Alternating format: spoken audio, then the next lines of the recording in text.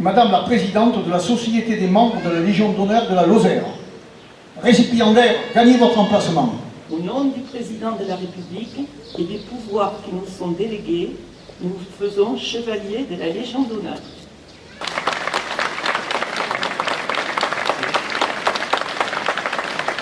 Dépôt de gerbe par les autorités.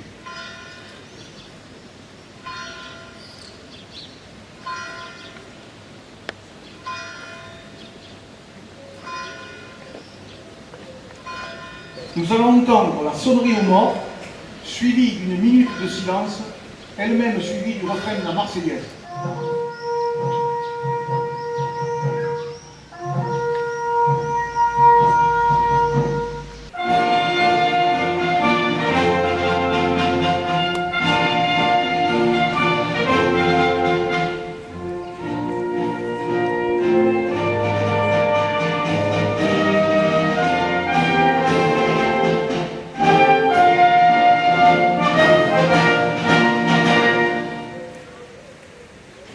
Monsieur Albert Saint-Léger, pour nous tous, anciens combattants, tu es notre président départemental. C'est au nom de tous les combattants ici présents que je m'adresse à toi, Albert. Tu es titulaire de la croix du combattant volontaire de la résistance et de la croix du combattant. Désormais, la République t'honore en te décernant la croix de chevalier de la Légion d'honneur. Par reconnaissance pour service rendu, le colonel anglais Denis Hampson, commandant la mission interalliée isotrope 4FEU dont tu as assuré la protection, t'a élevé au grade d'aspirant officier de l'armée britannique. Les Cévennes sont réputés pour avoir de tout temps résisté à l'oppression, que ce soit au cours des guerres de religion ou à travers des actes héroïques de nos vaillants résistants, ou de celles et ceux qui ont depuis été reconnus au titre de juste parmi les nations. N'est-ce pas d'ailleurs à juste titre que nous sommes fiers de notre réputation de terre d'accueil, de résistance et de tolérance? Si donc en tant que premier magistrat de la commune que je tiens à faire part de toute l'admiration que je porte à ce héros de la résistance, de la fierté que je ressens à côtoyer cet administré et de l'honneur qu'il ait choisi Florac pour recevoir cette reconnaissance nationale à l'occasion du 70e anniversaire des débarquements et de la libération. C'est en effet là une reconnaissance amplement méritée et nombreux sont ici les représentants institutionnels ou élus qui ont ardemment soutenu cette démarche validée par décret de Monsieur le Président de la République en date du 23 avril 2015.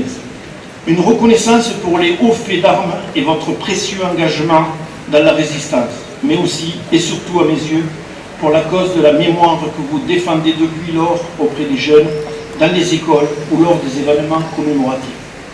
Et je suis fier aujourd'hui de voir que les personnes qui sont ici dans cette cérémonie écoutent ces quelques mots et qui prennent bien garde que la liberté, c'est quelque chose de très important dans notre pays. Et sachez que dans l'avenir n'est que de savoir conserver et sauvegarder la liberté et la fraternité, comme je dis tout à l'heure. La mémoire nationale est présente partout en France. Elle se traduit en milliers d'histoires et de parcours singuliers. Comme M. Albert Saint-Léger en Lozère. Tous les décorés de ce 8 mai sont les visages de la mémoire nationale. Cet hommage aux héros de la Seconde Guerre mondiale est aussi mérité que nécessaire. Encourageons ainsi les nouveaux combattants qui marchent dans les pas de leurs aînés et continuent de s'engager pour et au nom de la France et de défendre partout dans le monde la liberté et le respect de la dignité humaine. À l'heure où la jeunesse doute de son identité, de ses capacités, de ses atouts et de son avenir, il est important que des femmes et des hommes soient élevés en modèle pour rappeler comment, par le passé, les Françaises et les Français, malgré leurs différences, ont su se rassembler autour du socle républicain. Nous leur devons en réalité plus que les libertés. Nous leur devons la paix, celle qui intervient au lendemain de la capitulation des armées nazies le 8 mai 1945. Elle paraît être une évidence. Elle est pourtant une valeur inestimable dont cette journée nationale nous rappelle le prix et la fragilité. Je vous remercie.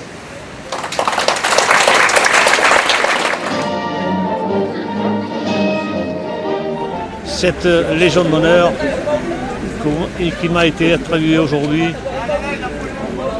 je la considère qu'elle appartient à tous mes hommes, comme je l'ai dit, que j'ai eu avec moi, où j'ai été sur leur ordre, où ils ont été sur mes ordres et qu'ils ont quitté malheureusement le pays en combattant, en perdant la vie pour la liberté.